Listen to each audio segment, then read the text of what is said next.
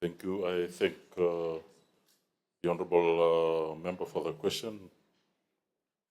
Mr. Speaker, so I rise to respond to the answer. Government is, sorry to the question, government is committed to provide sustainable, reliable and affordable electricity to all Fijians to enhance its support to ensuring socio-economic development, improving the quality of life. These commitments are clearly communicated and articulated in our national planning documents, including the NDP and frameworks. The principal targets to be attained for the electricity sector are 100% of Fijians to get electricity access by 2029.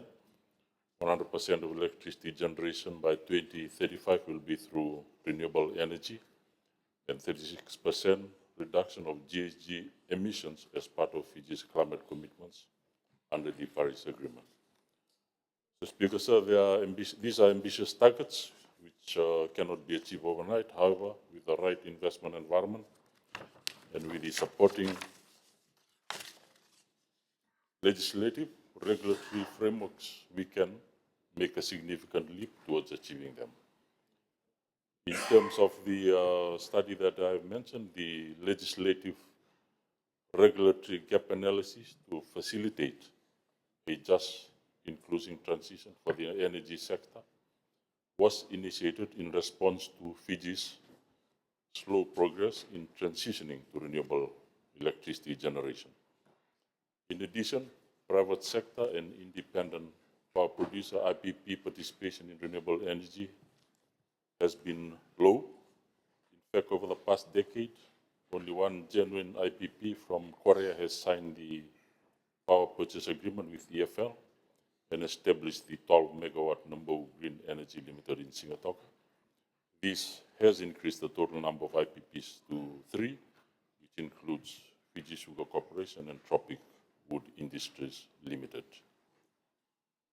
There is a development of a 4 megawatt agro photovoltaic in Ovalau, which will operate and sell power to EFL once completed, but has faced delays since COVID, due COVID and other logistical issues.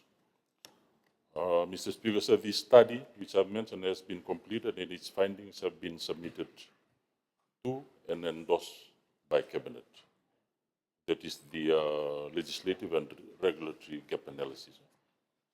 It's basically to ensure there is facilitation to just transition and renewable energy. The study completed comprehensive and tangible results, and multifaceted approach was adopted.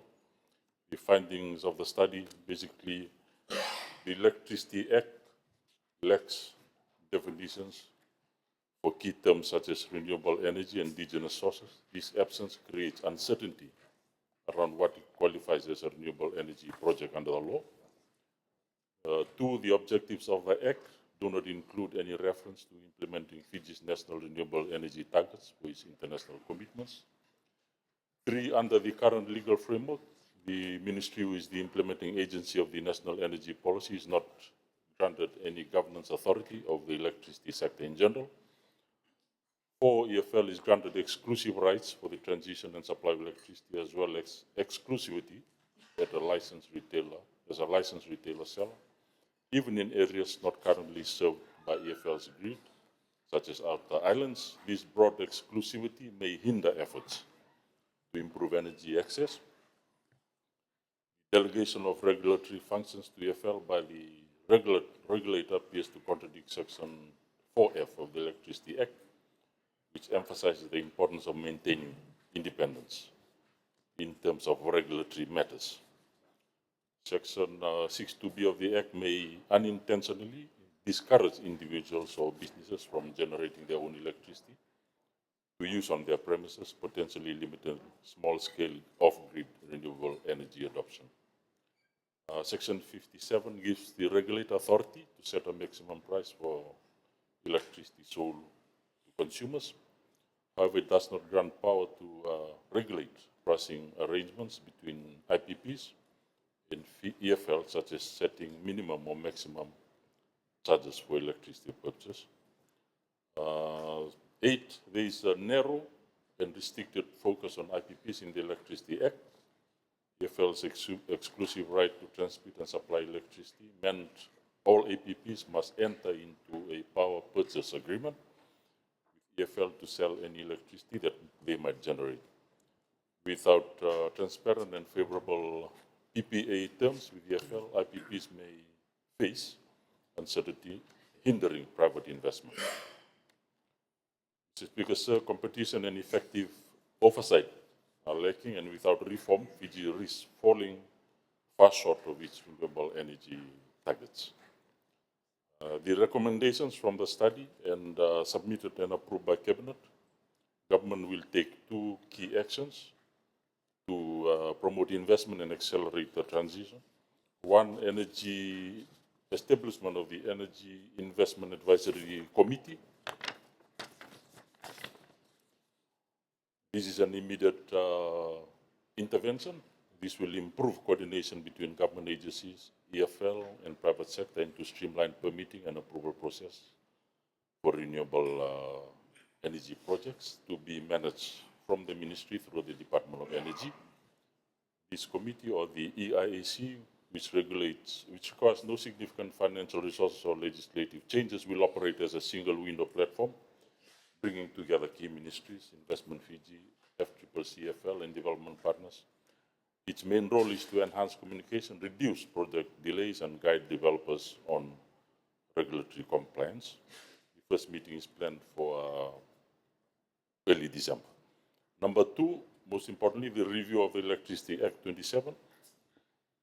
Due to the significant gaps identified, which I've mentioned, a thorough legal review is required to determine whether the Act should be amended or fully overhauled.